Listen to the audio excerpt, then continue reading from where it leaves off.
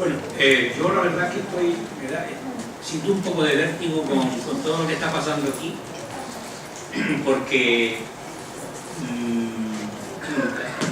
la manera en cómo lo rápido que va todo este asunto, ¿no? Cómo se empezó con este tema hace unos años y dónde estamos ya.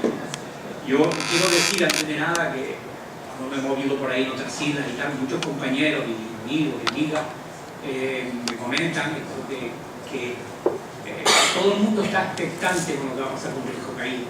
No tanto, y también, porque ellos también consideran que Riesgo Caído es parte de ellos, ¿no? Aunque sean de la Isla del Hierro, de Lanzarote, donde sea. Sino también sobre todo por lo que va a pasar después y el tirón que va a significar para el resto de la protección del patrimonio de todas las islas. Lo que ha sido tan denostado hasta ahora, el patrimonio nuestro, abandonado, perseguido, maltratado, y que todavía lo está haciendo en muchísimos municipios, no vamos a dar nombres, ¿no? Pero que sigue estando en un estado realmente penoso, ¿no? El hecho de que de repente irrumpa una idea de esta naturaleza y que se hayan fijado por las instituciones internacionales y nacionales y lo consideren con suficiente entidad como para ser elevado a patrimonio de la humanidad, y como dice Cipriano, eso lo que significa es que es un patrimonio para todas las generaciones. Oye, si va la voz y va la luz, se lo agradezco. Si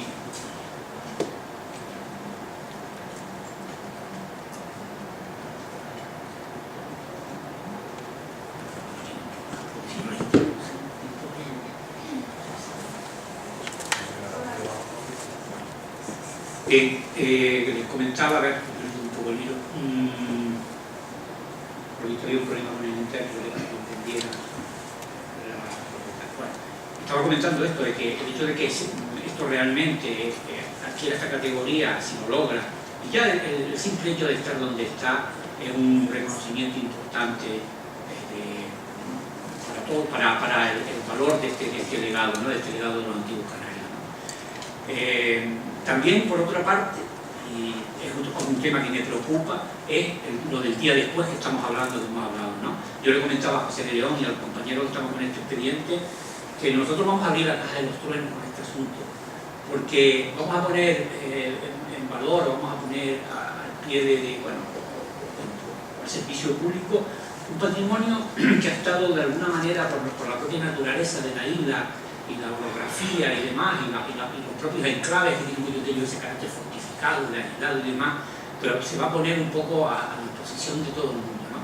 Y esto, si no se hace bien, puede significar una hecatombe para el patrimonio. Y yo estoy, y lo hemos comentado, no mucho por la cumbre, pero tengo mi casa allí, Tejeda, paso constantemente por el Roque Nulo, y los que conocemos eso lo sabemos, nunca jamás había visto lo que está pasando en el Roque Nulo en estos momentos, ¿no?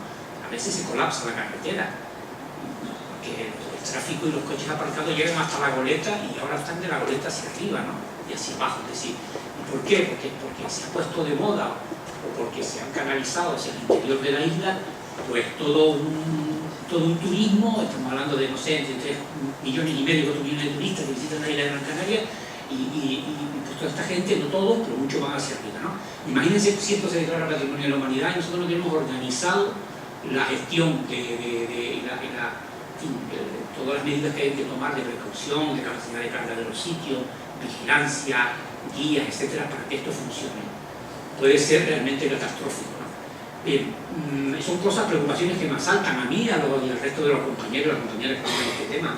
Hay que hacerlo muy bien, porque esto, evidentemente, en la medida en que funcione bien, será un ejemplo a exportar a otros sitios, a otros territorios del archipiélago que tienen un patrimonio valiosísimo también y que seguramente intentarán alcanzar ese tipo de objetivos. Bueno, dicho esto, vamos a entrar un poco en materia rápidamente, porque después viene el profesor Maracema, que yo creo que es muy interesante lo que nos va a contar, y yo un poco voy a hacer un repaso de cuál es la situación, en qué momento nos encontramos de la investigación. Aquí está también entre el público José Carlos Gil, que sería que ha venido, y hemos preparado rápidamente un par de imágenes que es desde su sitio. Le vamos a alcanzar un micrófono luego cuando lleguemos para que él comente cuáles son los últimos resultados en la investigación arqueoastronómica del sitio, ¿no?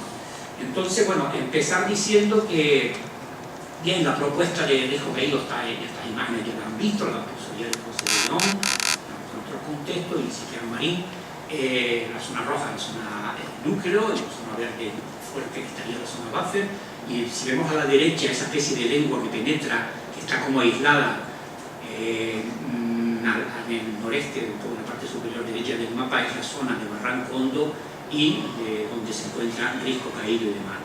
Pero ven ustedes también en amarillo como hay toda una serie de sitios arqueológicos que también entran en la propuesta, como complejos arqueológicos grandes, como puede ser la Mesa de Acusa, o el Taira, o el Risco Chapín, pero luego otros sitios como el de Tazarte, las Cuevas de la Mesa del Junquillo, el macizo del Lublo, la montaña del Humo, la zona de Espinillo y otros tantos sitios. Es decir, que la riqueza arqueológica, bueno, también por supuesto en Upique, en Agaete, la riqueza arqueológica es muy importante en este ámbito. Y son sitios con distintos grados de fragilidad, con distintos grados de accesibilidad, y todo esto hay que estudiarlo en este programa que estamos hablando, ¿no? Yo me voy a centrar, he dejado fuera todo lo que es la caldera, y me voy a centrar, porque así me lo han pedido, en lo que es el ámbito de lo que es Risco Caído, de Barranco Hondo, ¿no? En contestación un poco, antes estaba escuchando al cronista oficial de Artenara, que estaba comentando de recuperar ese nombre. Estoy totalmente de acuerdo. Yo creo que además que sorprendentemente se perdió ese nombre tan interesante, porque hasta el siglo XVIII los libros de la catedral donde se asentaban el tema de los diezmos por los granos, Artevigo era una de las regiones que más contribuían, y era un sitio importantísimo. Yo creo que el ámbito viene siendo casi todo esto que estamos viendo en el mapa, porque sería todo lo que es Barranco Hondo, por supuesto Lugarejo, toda esta zona de Coruña y posiblemente hasta Artenara, ¿no? Hay Artenara como una comarca, una región importante, zona de cereales, cerealera, y con hábitat troglodita en todo este contexto. Es verdad que las crónicas no lo mencionan, simplemente hay una referencia ahí cuando el acta de Sumeta, cuando se produce ese acto de supuesto de vasallaje, que no fue tal, sino fue un acto de comercio, ¿no? Con Diego García de Herrera en el puerto no sé si fue de la Cantera, el puerto de la Luz, ¿no? Acuden una serie de guaires en representación de los distintos territorios, y aparece Artevigo ahí mencionada, ¿no? Luego pues, hay otras referencias de Alonso Fernández de Lugo cuando sube con Hernán Peraza desde la Torre de Agaete hacia unas entradas, cuando vino con Romero a reforzar la conquista desde ese lado, y logran entrar y asaltan algunos de estos asentamientos, y es probable que uno de ellos fuese Artevigo, porque es el primero que lo cogen por sorpresa subiendo de hecho zonas del valle, ¿no? Esta es otra imagen. Esta imagen estaba tomada desde la zona del Pico de la Bandera en Tamadaba. Esta otra estaría desde la parte del frente de la zona del Montañón Negro, por así decirlo, una visión de arriba hacia abajo. A la mitad se encuentra el macizo de Tamadaba y detrás el perfil de la isla de Tenerife, ¿no? Es un sitio muy rico a nivel de un ecosistema muy interesante, tiene mucha agua, ha tenido mucha agua, es una zona de pasto, un sitio además de cultivo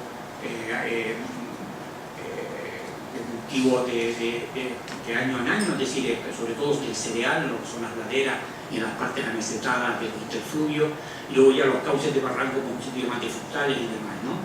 La gente que hay allí cuenta que el agua, pues prácticamente tenían agua de verano e invierno corriendo por el barranco, se regaba sin problema y demás, y todavía se conserva parte de ese paisaje agrícola pasado, interesantísimo, que está también en un proceso de abandono, y que es un elemento importante a recuperar, porque esta zona, por ejemplo, de Barranco Hondo abajo entra dentro de la propuesta. Y por supuesto todo lo que hay que hacer, el estudio de toda esta cultura agrícola, este paisaje agrícola, y de todo el tema de la cultura del agua, y por supuesto del hábitat troglodita y demás. Es una labor importantísima. Hay que hacer un estudio arqueológico del barranco que todavía no se ha hecho, ¿no? Bueno, por ir a grandes rasgos, el hábitat es una de las cosas que hemos visto nosotros en este territorio, es un hábitat troglodita. Muchas de las cuevas aparecen debajo de aleros o de grandes solapones. Es una característica del hábitat aquí, como pasa en la Poza, en la zona del Pocillo, en la Poza, una estructura de piedra y barro adosada o refugiada bajo esos aleros, ¿no? Que es muy característico además de esta zona de la cumbre, como tenemos este ejemplo mucho más antiguo en la zona del Álamo, en la Mesa de Acusa, en la base de la vertiente del escarpe ¿no? Del Roque, ¿no? Bueno, pues este tipo de hábitat que no ha sido muy bien, no ha sido muy estudiado, es muy interesante y pervive en la cultura de estos sitios, ¿no? Luego hay otro tipo de cuevas que yo creo que son más históricas, más recientes, pero que puede ser que muchas de ellas estén agrandadas y ampliadas sobre los antiguos asentamientos de los canarios. El interior de estas cuevas son extraordinarios, son muy secas, tienen unas condiciones en verano y en invierno de temperaturas constantes y muy buenas, ¿no? Y son sitios pues, secos, muy limpios y demás, ¿no? Que están abandonados hoy en día. Es como recorrer Barrancondo y esta zona es como entrar como si la población se hubiera marchado de repente y te encuentras pues cunas, muebles, losa, todo, las puertas abiertas, una cosa curiosísima, pero que de alguna manera permite un estudio muy interesante sobre los modos de vida de esta gente, ¿no?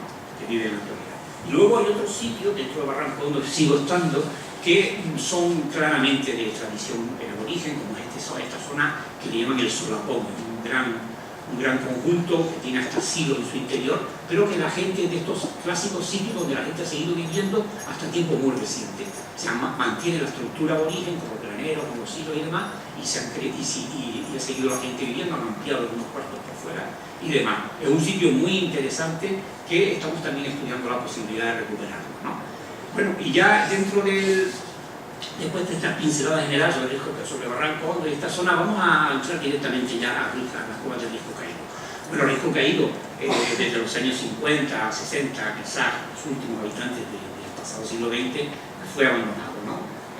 Primero porque por el tema de la inestabilidad del propio Risco, el topónimo ahí lo dice, pero también yo creo que también influyó mucho el hecho de que la población de aquí, de esta zona, una vez que se acabaron las obras en las presas de los Pérez, de Parejo y demás, migró hacia las ciudades en busca de trabajos asalariados, abandonando el campo y el pastoreo, en busca de trabajos asalariados en la construcción, en el monocultivo, tomate y todo esto, plátano y demás, y prácticamente Barrancondo se despobló y quedaron con la gente más de mayor edad y demás, ¿no? El sitio este de Barranco de Risco Caído, con una visión desde Palominillo, pues ven perfectamente cuál es la situación. Responde a la arquitectura de lo que vimos antes, son asentamientos metidos debajo de aleros y son pues, casas cuevas con muros y con estructuras delante de habitáculos como cocinas y demás, este tipo de cosas. Ahí en la zona central se aprecia, pues yo creo que con el ratón no puedo, pero en la zona central se aprecia uno de las zonas de desprendimiento que tapó parte de las cuevas y otro que está a la derecha, en la parte derecha de la imagen a mitad, ¿no? Hay todo desprendimiento, ¿no? Y luego lo otro que se conserva es la parte del alero, donde todavía existen cuevas y donde estamos nosotros actuando para de alguna manera estabilizar el risco. Que yo creo que casi que se ha conseguido, queda mucho trabajo por hacer, pero yo creo que lo peor ya ha pasado y podemos casi asegurar que estas cuevas, salvo que haya terremoto, una cosa complicada, no creo que las tengamos, ¿no? Esto es un plano para que se hagan una idea del conjunto, tiene una orientación norte-sur, están alineadas y la parte de arriba, la diapositiva, donde estarían las cuevas importantes, las estamos nosotros en este momento trabajando, y hay otro conjunto aquí en el extremo sur que también tiene un interés etnográfico y arqueológico y que van a ser objeto de trabajo posterior cuando terminemos en la parte superior. Bueno, el problema del Risco Caído ya lo habrá contado Pepe de León ayer, pues el problema que, bueno, primero porque el material geológico que lo conforma pues casi que condena a que esto pueda suceder. Ahí tenemos material de tierra de nublo, debajo toba terrosa y arenosa, y en ese contexto es donde se hicieron las cuevas. Levantamiento de las escáneres de la zona para que vean la parte de arriba del lomo de la laquita y cómo está el conjunto de cuevas debajo. Me la salté, pero lo voy a poner. Esto es un corte, un perfil donde lo pueden ver perfectamente. A la derecha, debajo bellas volcánicas tipo remenudo con restos vegetales, de improntas de fósiles, de los bosques que quedaron incinerados con la nube ardiente, depósitos aluviales y gravas, una zona de un gran lago que hubo en esa zona. Y luego fíjense debajo lo que se llama las arenas tobáceas, es donde justamente son los estratos mucho más finos y es donde los canarios excavaron las cuevas, ¿no? Esta es concretamente la cueva 6, una sección de la cueva 6, y fíjense cómo incluso por debajo de eso los estratos son muchísimo más finos, ¿no? Esto es una imagen isométrica de lo que sería el conjunto de estas dos cuevas, estas tres cuevas que nos interesan a nosotros en esta primera fase. Son cuevas, como ven, de tipología distinta, pero muy interesantes, como ahora veremos, ¿no? Otra de los problemas, que no sé si ayer se pusieron imágenes de esto, es cómo se ve esta imagen que aportan los geólogos que trabajaron en el proyecto, en el equipo interdisciplinar que estuvo allí, cómo se ve que a medida que nos vamos acercando hacia el exterior de las cuevas, las fisuras y las grietas que tienen en el conjunto son mayores. Y a medida que nos vamos adentrando en la montaña, van desapareciendo esas patologías. Lo cual quiere decir que es un tema que está atacando al poblado de afuera hacia adentro, ¿no? O sea, la intemperie, las diaplasas que se ven afectadas por las filtraciones de agua de lluvia que emanan de la parte superior, todo esto es lo que ha provocado el tema de la mina, ¿no? Estas son de alguna manera otra imagen de las patologías más importantes, que muchas de ellas las hemos corregido, pero que en su momento se detectaron, por así decirlo. Bueno, pues esto es importante también, aunque se haya hablado de decir que bueno, dentro del proyecto que estamos desarrollando, pues lo primero que se hizo y se sigue haciendo es todo un trabajo de análisis, de ver no solamente de los informes de los geólogos, sino de ver dónde estaban las patologías y qué pasaba. Estos sondeos con georradar para determinar si las cuevas pues tenían algún tipo de patologías ocultas, entre nosotros grietas o desplomes por dentro que no hubiéramos visto, ¿no? Se trabajaron también con láser escáner de última generación, porque en aquel momento cuando estábamos con esto pensábamos que las cuevas se nos iban. Y entonces pues dijimos que bueno, por lo menos vamos a tener un modelo de millones de puntos que se pueda en un momento determinado reproducir en otros sitios, ¿no? Este fue el resultado del trabajo exterior, y se hizo también un trabajo interior que luego veremos cuando llegue el momento. Paralelamente a esto, a lo que son los trabajos de estudios interdisciplinares para ver dónde estaban los problemas y cómo acometerlos, porque paralelamente pues, se empezaron ya con los trabajos de reconstrucción de muros, de refuerzo de los mismos, etc. Pues empezaron con las excavaciones arqueológicas para determinar un poco pues, dataciones, qué actividad se pudo haber llevado en ese sitio y demás. Lo primero que hicimos fue desmontar uno de los bancales que estaban en el exterior de las cuevas, que habían sido sobrelevados con tierra traída de otro sitio para buscar el suelo original, y encontramos bueno, pues unos muros de piedra, una estructura circulares para encajar postes que a lo mejor sirvieron para orientar el conjunto, todavía no lo sabemos, tienen. Y en el interior de las cuevas, además de todo el trabajo estamos hablando de la parte arqueológica, ¿no? En el interior de las cuevas también se pudo determinar, bueno, se descubrieron, bueno, muchas de las cazoletas, bueno, el suelo estaba cubierto en ambas cuevas por una capa compacta de tierra y paja de muchísimo tiempo, y de levantarla debajo aparecieron conjuntos de cazoletas muy interesantes que también se excavaron. Y aparecieron estos suelos termoalterados que indican que se hizo fuego en esos puntos, pero no es un fuego relacionado con hogares de cocinas que hubieran en ese sitio, porque en el interior de las cuevas esas cosas no se hacen. Además, los físicos que trabajaron en este proyecto nos dijeron que no tenía esa característica, no era tampoco una cubeta. Es un sitio donde se hizo un fuego puntual, pero muy intenso, de mínimo de 700 grados.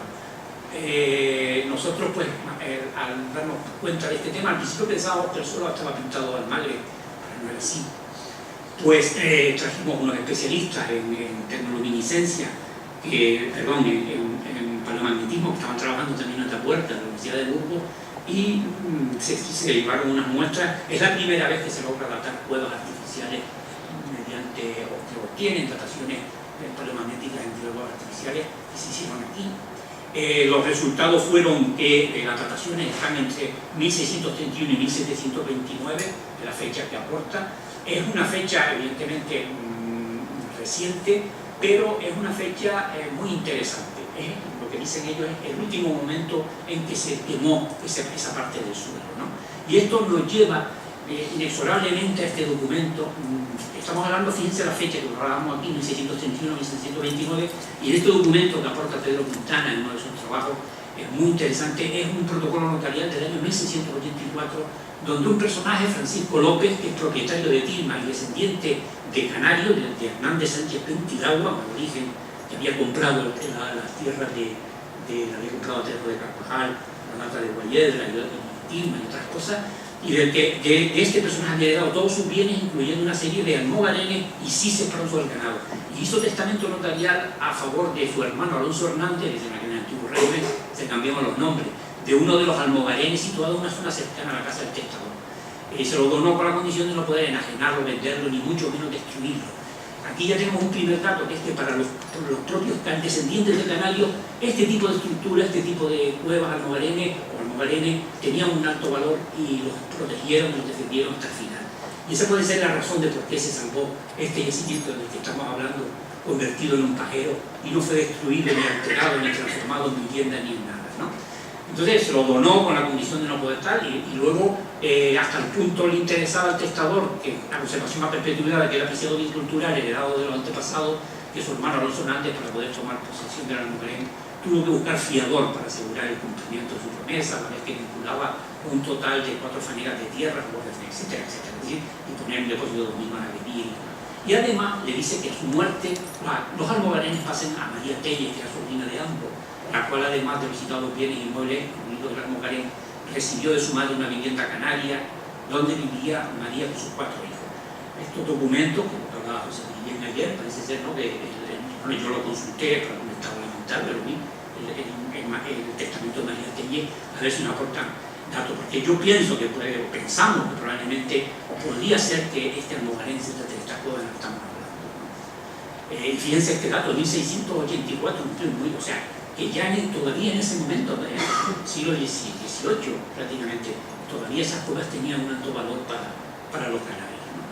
Bien, otro sitio donde hemos estado haciendo estudios arqueológicos, bueno, decir que los trabajos arqueológicos van lentamente porque los recursos se están dedicando, como no puede ser de otra manera, a la conservación, la compra, los proyectos, los tratamientos, son temas costosos. Tengan en cuenta ustedes que para hacer cualquier trabajo aquí todo hay que acarrearlo a mano, y el burro, porque no hay carreteras ni nosotros queremos que se hagan, y no hay forma de transportar todo el material, el arilo, el cemento, las piedras, todo el material prácticamente, ¿no? Entonces son obras costosas, que van muy lentas, pero bueno, que poco a poco va a ir saliendo. Entonces ahora nos hemos pasado, seguimos trabajando en Risco Caído, en las cuevas de Risco Caído, pero ahora nos hemos pasado a las cuevas de la Paja, porque además en la cueva de la Paja me pareció también en su momento grabados de triángulos cúbicos, y es un lugar de los antiguos canarios y posiblemente relacionado con el almogarén.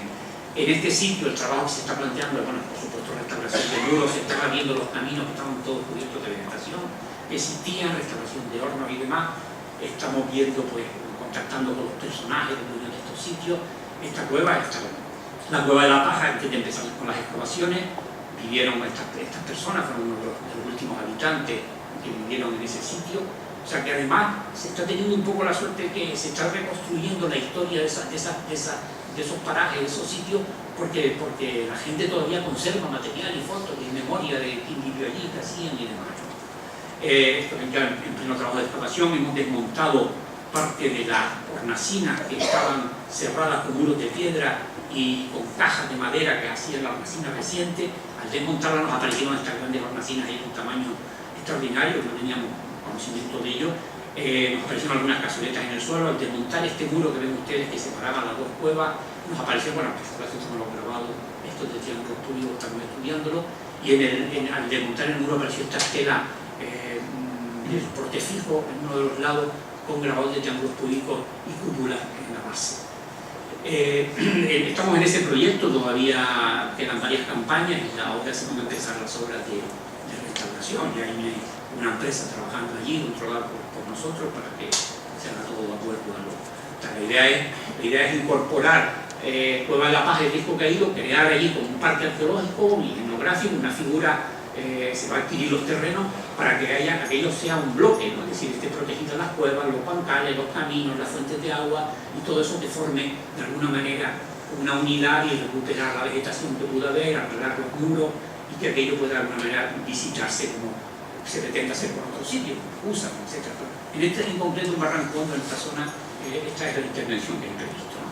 El almogarén de Alterigo, yo le llamo así porque a mí me gusta mucho el término ese, porque además creo que es el topónimo que se perdió y que probablemente puede ser que la gente, los antiguos canarios, conocieran este sitio como justamente con ese nombre, ¿no? Pero en cualquier caso es el topónimo más próximo que tenemos hacia este lugar, ¿no?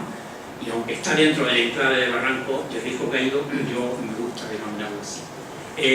Bueno, las cuevas son, vamos a hablar de estas 3 cuevas, este conjunto de 3 cuevas artificiales de tipología distinta, una de planta más rectangular, con el techo de tendencia cóncavo, y luego la otra con una cúpula en su techo.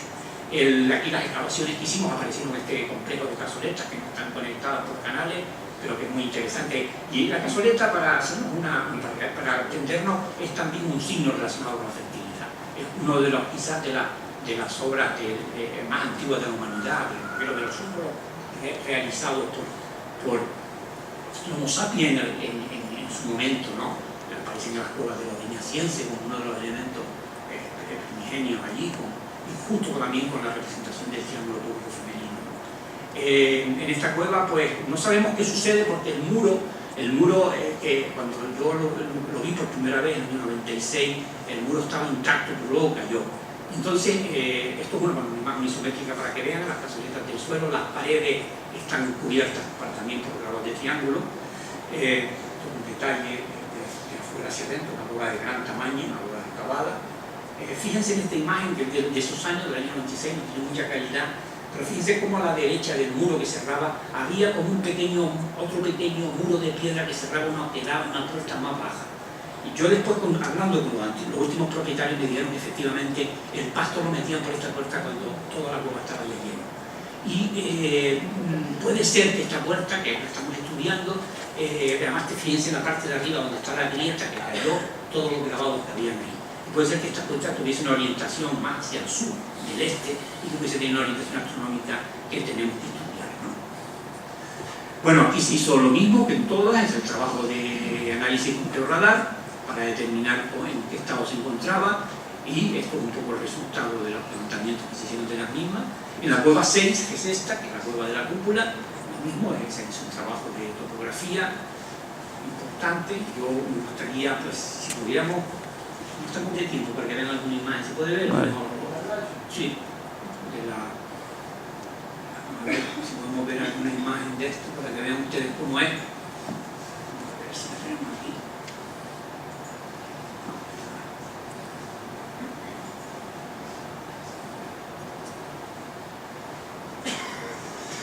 Bueno, lo tenía abierto ya y prácticamente tal. Esta es un levantamiento fotogramétrico de la cueva, porque ustedes saben que en la cueva no se puede entrar por un problema importante de conservación, los suelos son de toba, como vimos al principio en el perfil aquel, y un estado pues lamentable, ¿no?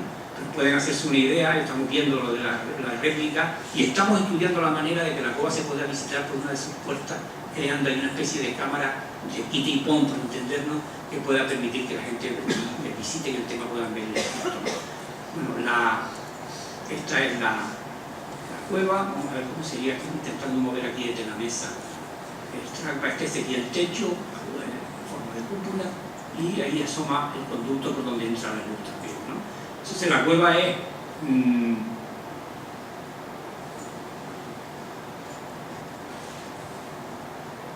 tiene dos puertas. Esta puerta, que es por donde se entra actualmente, que pensamos que fue modificada y la ampliaron, y una segunda puerta que es la que da al este, que es muy interesante porque es por donde entra la luz por el suelo también, ¿no? Vamos a cerrar esto, vamos a seguir con otro, y después volvemos otra vez. Vale. Estamos aquí. Esto es una imagen de levantamiento fotogramétrico donde se ve la parte exterior a la derecha, en la parte superior se ve el conducto por donde entra la luz en la cámara, ¿no? Esto es una imagen desde el suelo de la misma, el sitio por donde pasa la luz. Y esto es interesante, o sea, la cueva realmente, el conducto por donde entra la luz funciona, por así decirlo, como un sistema óptico, porque realmente al atravesar la luz del sol, este conducto proyecta unas imágenes en la pared del fondo, que es el plano de proyección donde se encuentran los grabados. Esto es un levantamiento de la parte exterior del conducto. Ahí lo pueden ver como lo que es el túnel hace un quiebro a mitad, vuelve a coger un lado recto y luego se retranquea otra vez y forma otra vez otro espacio donde aparecen las muescas que vimos antes al principio. Esto, donde lo vamos a ver mejor, es ahora en el levantamiento, en el fotogramétrico. Y además encontramos en ese conducto, en el interior, un grabado de triángulo público y estas incisiones al lado que no sabemos muy bien lo que son. Estas son las imágenes que proyectan, una de ellas, son muchas más, de una variedad extraordinaria. Nosotros al principio, cuando empezamos a ver este tema, pensamos, esto es una casualidad, es una pareidolia, de qué se trata, ¿no? Pero el estudio que estamos haciendo y el seguimiento y los time-lapse que se están realizando a este tema, y luego, sobre todo, el estudio fotogramétrico que se hizo del túnel, que es el que de alguna manera provoca que estas imágenes se proyecten, nos indican que estamos hablando de una intencionalidad, de un elemento que provoca el que estas imágenes, según la salida, el ángulo de salida del sol de ese día, provoca unas imágenes distintas en la pared. Entonces son distintos momentos para que ustedes vean, visto esta. O sea, la variedad es enorme de motivos, y desde luego no pueden ser de ninguna de las maneras fruto de la casualidad. Esto, además, nosotros estamos trabajando en la línea del lenguaje visual. Hay como un relato contado con imágenes que se están proyectando en la pared, que es lo realmente asombroso, aparte del carácter arquitectónico del conjunto, como ahora veremos, pero que además funciona como una cámara de proyección y que hace que se produzca una serie de imágenes sobre la pared y que se vayan de alguna manera moviendo, ¿no? Vamos a ver algunos. Esta es la pared, justamente el plano de proyección. Ahora lo veremos con algunos timelapse. Este es el plano de proyección, la pared oeste del interior de la cueva.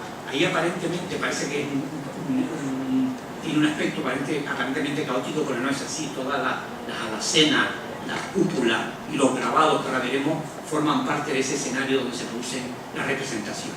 Esto fue simplemente destacar los grabados para que vean un poco, porque no se aprecian bien de otra manera, donde se produce el tema. Estas son algunas imágenes tomadas con luz LED de algunos de estos grabados, donde se aprecian bien, incluso se ven las huellas del picado, como primero evidentemente se pica la cueva, luego como los grabados están en bajo relieve, se produce el vaciado de los mismos y quedan las improntas de los golpes del labrado alrededor del mismo, ¿no? Y vemos ahí también una tipología de triángulos cúbicos extraordinaria, hay unos aspectos muy naturalistas con indicación de la fisura vulvar, y que representada de varias maneras, puede estar representada como una bisectriz hacia el exterior del grabado o puede estar hacia el interior del mismo, ¿no? En detalle, este es uno de los grabados más importantes del panel, es el de mayor tamaño, ocupa casi una posición central, y fíjense cómo el grabado de triángulo cúbico desagua, por así decirlo, en una cúpula de gran tamaño donde la luz entra permanentemente cuando en determinada época del año.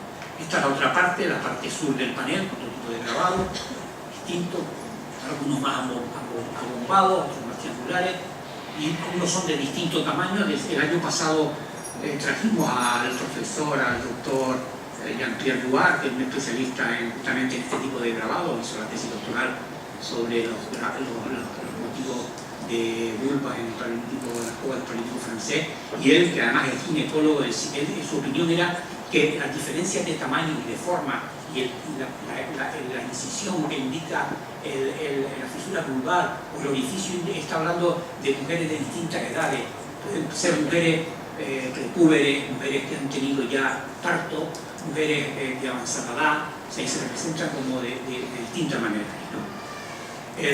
Este tipo estos son dos imágenes para comparar, porque la gente que no lo sepa, conectar ese yacimiento con este tipo de manifestaciones rupestres con el santuario, nosotros llamamos el santuario Rico Yapín, ya dentro del borde de la caldera de Tegueda. Muy concretamente puse una imagen de la cueva de los Candiles que está considerada, nosotros la consideramos y los especialistas como la cueva con mayor representación de grabado de triángulo cúbico del mundo. Este es uno de los calcos de una de las paredes, para que vean que los grabados están desde el techo al suelo, hay unos 350, no me acuerdo ahora mismo el número exacto, pero lo cargamos nosotros hace muchos años, y hoy en día estamos trabajando en el levantamiento fotogramétrico de esto, que nos va a dar mucho mayor precisión. Esto está calcado de forma analógica, como se dice con la foto, que es ahí, poniendo el plástico, y quita y pon, y luego reduciendo los plásticos, pasando a ver el vegetal y todo eso. Bueno, esto es un detalle, bueno, está relacionado, pues esto también, para que lo vieran las personas que no han estado aquí, que no pudieron ir además a la cueva Candiles antes de ayer. Encontramos en los yacimientos arqueológicos de la isla numerosas esculturas en barro cocido o en madera con representaciones femeninas, donde interesa mucho, sobre todo, destacar los atributos sexuales de manera muy exagerada. Bueno, volviendo otra vez a la otra cueva, estamos viendo qué es lo que sucede aquí. Lo cierto es que por ese sistema óptico que les comenté antes, entran toda una serie de imágenes, entra la luz a partir del equinoccio de primavera, 2 días antes del equinoccio de primavera, y durante todos los días hasta el equinoccio de otoño, hasta 2 días después del equinoccio de otoño, la luz está entrando ahí. Estamos hablando de prácticamente 6 meses con entrada de la luz permanentemente. La luz entra tanto por el conducto superior como por la puerta, proyectándose por el suelo. Este es un aspecto que no hemos estudiado bien. Esto, por ejemplo, es un día antes de la llegada del equinoccio de primavera. No lo hemos estudiado bien porque estamos más centrados en otros temas y porque además tenemos colocados los trípodes, como que se están haciendo los time-lapse, en esa posición y la puerta no se puede abrir. Entonces, vamos a ver algunos ejemplos y luego comentamos este tema.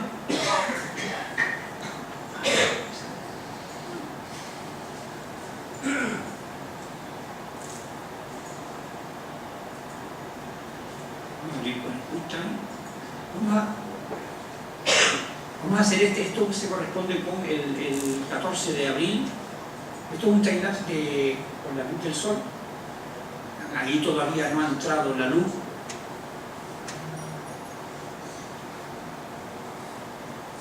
Esto es la proyección de imágenes en un día como este, que puede durar 1 hora y pico, o sea, es un time-lapse porque lo tenemos lento para que lo vayan viendo.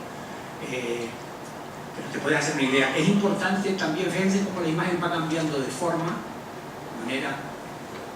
La verdad que yo estoy sorprendido porque no sé cómo se puede hacer una cosa de esta. Les he dado vuelta cómo pudieron hacer que sucediera esto. No es la casualidad, es una cosa hecha intencionadamente, ¿no? Llevamos 5 años estudiándolo y viéndolo y pasa lo mismo en esas fechas siempre, ¿no? Y sobre todo actúa con los grabados, ¿no? Si entra por dentro, baja por el canal, ilumina la cazoleta, en fin, es algo sorprendente, ¿no? Lo que pasa que esto es importante saberlo, vean, ustedes están viendo que, porque tenemos un plano, o sea, que la foto del fondo es un HDR que se hizo con un montaje igual, porque nosotros estamos haciendo los time-lapse con una doble versión. Por un lado, lo que interesa es el recorrido de la imagen por los grabados, pero el otro HDR que se está haciendo al mismo tiempo es porque la luz cambia muchísimo. La luz no es, como han visto ustedes aquí, permanente y parece que no se mueve, que no se ilumina la cueva, no tiene nada que ver. Vamos a ver este otro time-lapse, por ejemplo, que este sí es de la QuickTime también. Este es del solsticio de verano, ustedes han visto porque se ha puesto en las redes sociales mucho, pero fíjense, por ejemplo, como aquí el pelotazo de luz que va a coger esto, hasta la cueva está oscura, está empezando, pero ahora cuando entra el sol, esa imagen se proyecta, realmente la cámara se ilumina y eso que no está tomado en este caso el techo, ¿no? Bueno, pues esto pasa constantemente, la luz de primavera no es igual que la luz de verano, esto estamos estudiándolo también, pero a veces se ilumina la mitad de la cueva, la otra no, etc. Bien, esto, nosotros la idea que tenemos, estamos realizando los time-lapse, pero la idea que tenemos es que esos 180 días de esos 6 meses, cogerlos día por día, porque nos parece un documento extraordinario, cada uno de los días. Es decir, claro, esto requiere de un esfuerzo importante, pero yo creo que es un documento que hay que recorrer primero porque nos va a permitir estudiar y comprender cuál es el significado de esto. Si nosotros logramos montar esa película, que ahora la tenemos como a retazos, a cacho, si logramos montar la película de esos 6 meses de la entrada de la luz del sol, evidentemente vamos a entender mucho mejor qué significado, qué es lo que querían decir ellos con eso, ¿no? ¿Qué estaban buscando? Vamos a ver una, quiero cansarles, una de, por ejemplo, la luna de noviembre, vamos a ver también, porque ahora lo veremos con el compañero, la luz del sol entra de marzo, de equinoccio, de marzo a otoño, pero a partir de ese momento, el sol se va moviendo en el horizonte, en la Tierra, lo que sucede es que lo que entra son las lunas llenas a partir del mes de octubre, con lo cual podrían llevar un control del cambio del paso del tiempo, del cambio de los meses, a través de las lunas de octubre a febrero, y vuelto otra vez con el sol a partir de marzo, con lo cual tendrían controlado, por así decirlo, todos los movimientos de estos eventos astronómicos en el interior del templo.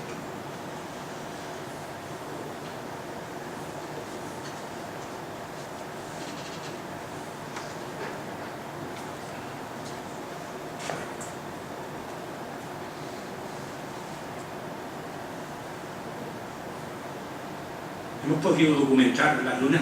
La verdad que ha salido bien. Una de las cosas que estamos teniendo problemas es que no siempre las condiciones del cielo en este sitio son las adecuadas. Por ejemplo, este mes de mayo ha sido malísimo. Y el año pasado pasó igual. Es sorprendente porque, claro, es una zona de los 900 metros más o menos donde está el Alicio. Y si hubieran puesto a el templo un poco más arriba, la visibilidad. Me preguntaba alguien ayer antes de ayer, ¿y los alicios de hace 1000 años eran iguales? No lo sé, no supe qué responderle. Pero yo imagino que la elección de ese sitio para levantar allí ese templo es porque algo vieron ellos allí que les provocó la idea de crear ese monumento en ese sitio, ¿no? Bueno, vamos a ver entonces, volvemos otra vez a la situación de la proyección. Nos pasamos, estamos viendo esto, vamos. Entonces, una de las cosas que hemos hecho es, bueno, el levantamiento fotogramétrico que se ha hecho del interior de la cueva y de las paredes nos permite que prácticamente cualquier punto del interior está referenciado. Y eso pues nos permitió también, bueno, hicimos además del dato empírico, de los datos visuales que los íbamos viendo mes tras mes durante todos estos años, que esa información se recogió, aparte de eso se sometió a distintos programas, software de astronomía para ver qué pasaba. Se tiró un eje axial desde la pared de los grabados por el conducto, por la zona central, y se tomaron los datos que ahora José Carlos Gil nos va a comentar. Si les parece, José Carlos Gil es un informático especializado en temas de astronomía que trabaja con nosotros en el proyecto de riesgo caído y los espacios sagrados de montaña. Y le he pedido que por favor nos cuente brevemente estas cosas. Bueno, esto es otra imagen, ahora esto es lo mismo que vimos antes, pero es la secuencia de varios meses. Esto sería uno de esos días de abril que les comenté, un montaje, por supuesto abreviado, porque las imágenes cambian mucho más, y se extrajo una serie de motivos, y bueno, y con eso se hizo esta recreación, y esto sería, aquello es el mes de abril, y esto sería el mes del 21 de junio. Ven cómo la imagen cambia de forma. Vale, y esto sería el tema de la luna de diciembre, el 25 de diciembre. Pues, cuando quieras, Creo que me he cogido Julio en un momento para explicar lo que es todas esas observaciones empíricas que hemos realizado, Julio principalmente, pues plasmarla en un modelo numérico, en un modelo matemático. Como observaron antes, se han realizado técnicas de fotogrametría, que es como realizar un escaneado del interior de la cueva para georreferenciar todos esos puntos.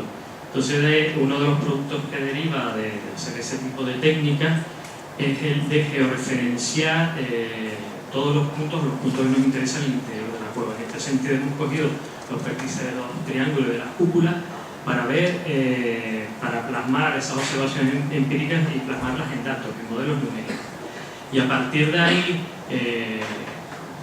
lo que nos sale de una manera georreferenciada, esos puntos, el área que baña o que recorre el Sol y la Luna. Podemos verlo en la parte amarilla, serían los puntos donde recorrería el Sol, y los puntos azules, aquí no se ve muy bien, pero están solapados los colores entre el amarillo y el azul, el área que recorre los meses que recorre, que entra la luz de la luna llena. Este modelo numérico, por llamarlo de esa manera, no solo nos dice en los lugares donde incide el Sol, sino que nos predice en los lugares donde incidirá la Luna. ¿Y por qué digo donde nos predecir en los lugares donde incide la Luna?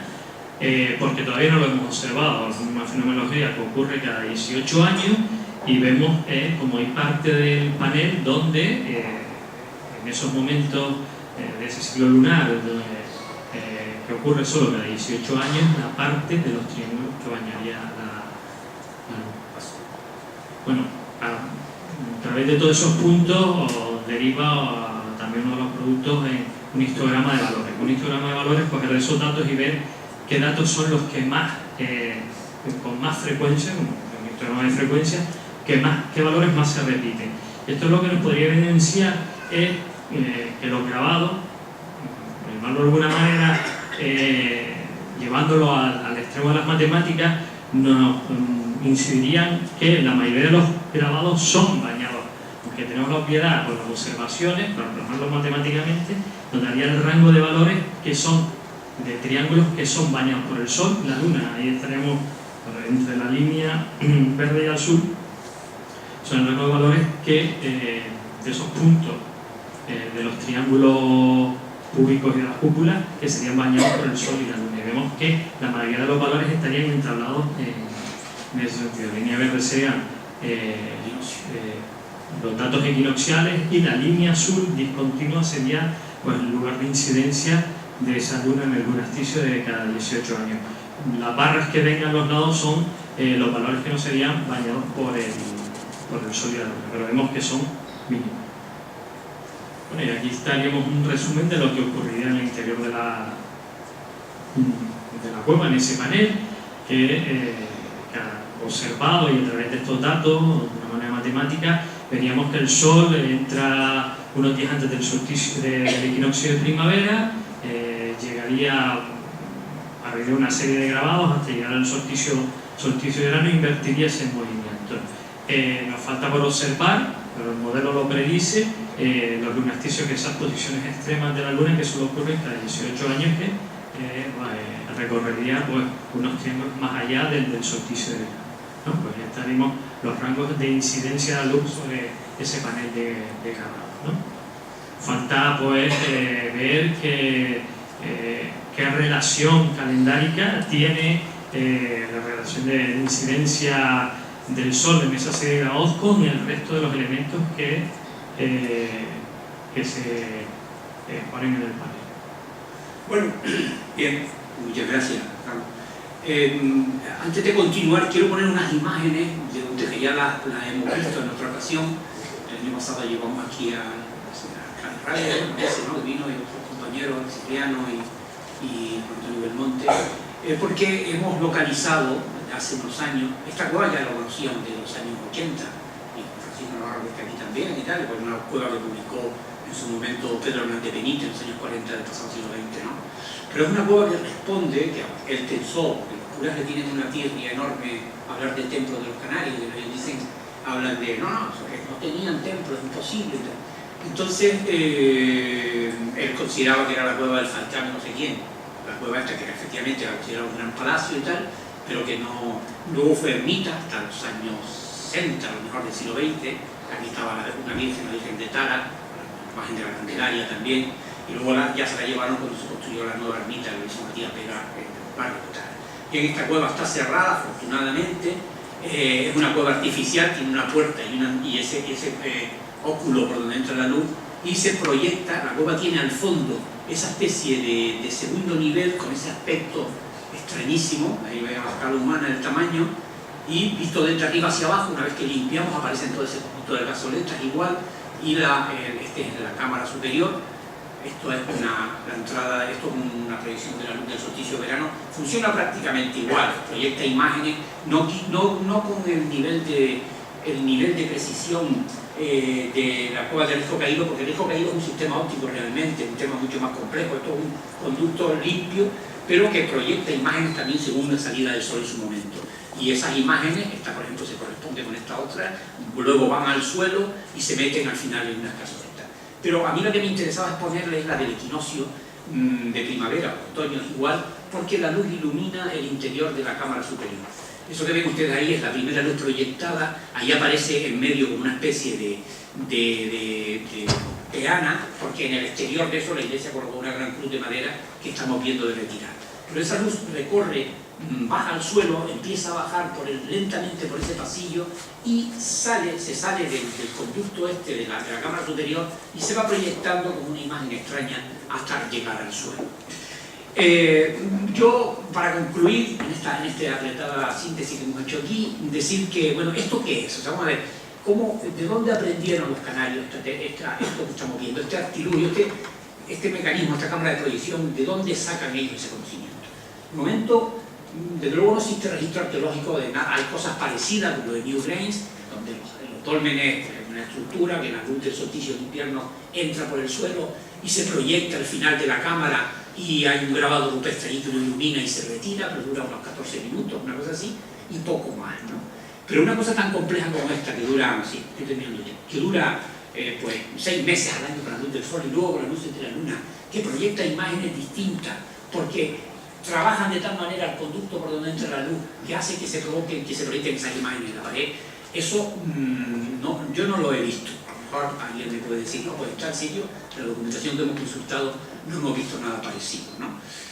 Lo más parecido que hay a esto, que no lo es el tema de el que hemos hablado alguna vez, de la cámara oscura, que es el mecanismo es ese, es una habitación oscura que le practicas un agujero muy pequeño por el lado donde le da el sol, la habitación es negra y entonces por ese orificio se proyecta el paisaje que está, o lo que quiera que esté en el exterior, hacia el interior, pero al revés. Y esto fue utilizado por los pintores, sobre todo del siglo XVII, se habla de los holandeses, de los pintores y otros muchos, también se habla de Leonardo da Vinci, en el Renacimiento se empleó también, se utilizaron para pintar. Luego ya le aplican un espejo, logran darle la vuelta a la imagen, le ponen una lente y prácticamente llegan a la creación de la cámara fotográfica.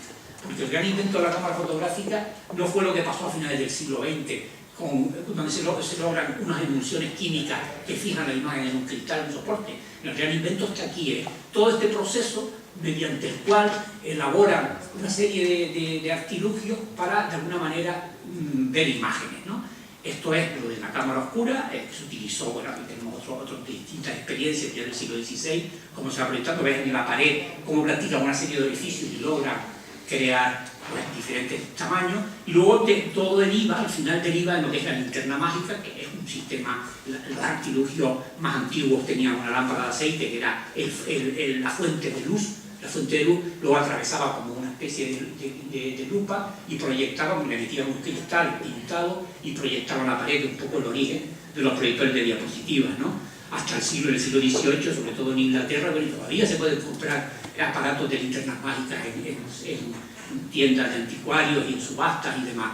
Y hubieron empresas que se especializaron en crear láminas de paisaje, de arquitectura, de arte, de animales, y se proyectaban como una gran cosa por todos los pueblos y las plazas de muchísimos países europeos, ¿no?